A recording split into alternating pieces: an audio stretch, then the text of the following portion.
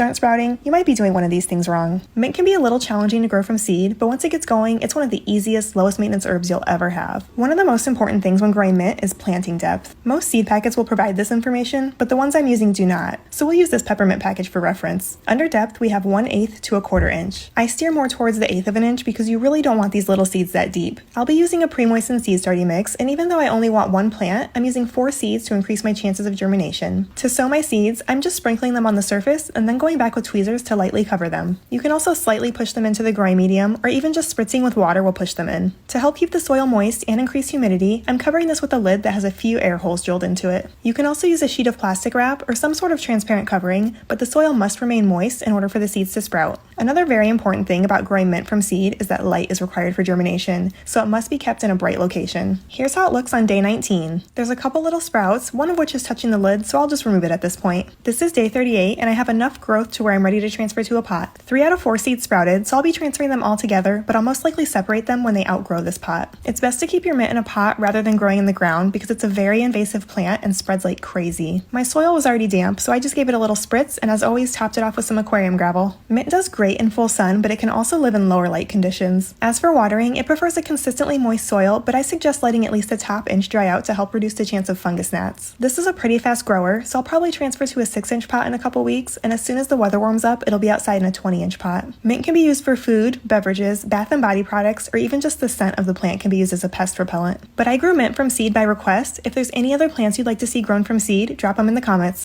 If your mint seeds are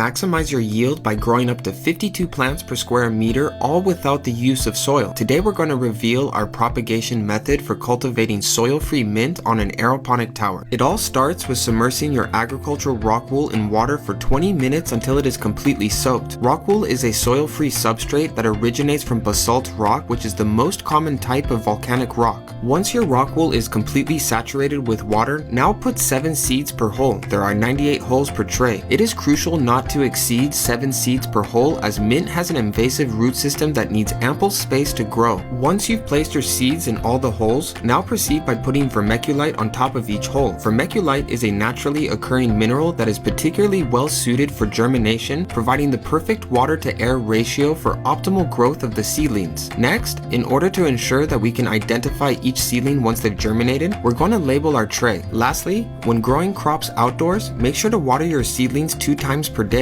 and it can then take approximately 2 weeks until the mint has germinated and the seedlings are ready for transplanting on the aeroponic tower. It then takes another 6 weeks until the mint reaches maturity and is ready for harvest. Growing mint. Summer is here, so let's get some mint plants in place. I advise against planting too many mint seeds because they are incredibly easy to care for. Just scatter the seeds evenly in the soil, water them, and they will grow. Once they've matured, you can use them to make refreshing drinks, or even turn them into delicious mint ice cream. Truly versatile and useful.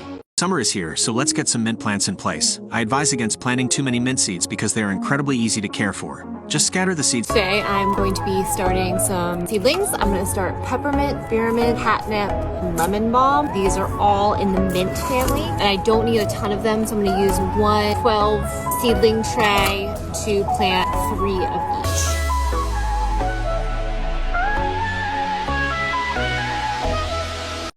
I'm going to be starting. Spring is here, and to keep mosquitoes away in summer, you can start planting mint now. Planting mint helps keep mosquitoes, flies, and other pests away, ensuring a pest-free home all summer. You can scatter them on the balcony, in the small courtyard in front of the house, or on small slopes around the house. Not only does it decorate the garden, but it can also be used as raw material for making handmade soap. So while busy in the summer, why not enjoy a glass of mint-infused sparkling water as well? Spring is here, and to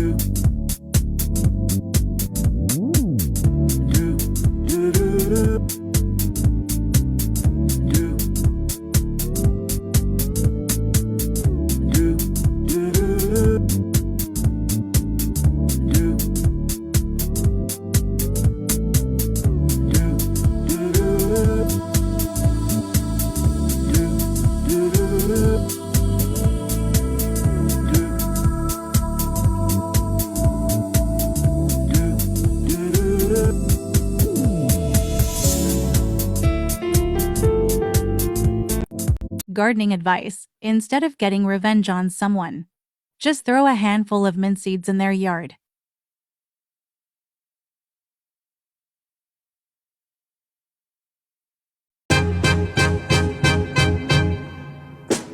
Can I call you Rose? 'Cause you're sweet like a flower in bloom. Can I call you Rose? Can I call you Rose? 'Cause your fragrance. Last week we showed you if you take a cutting of mint you bought from the supermarket and pop it in water, it will regrow its roots. Now I'm showing you the next stage.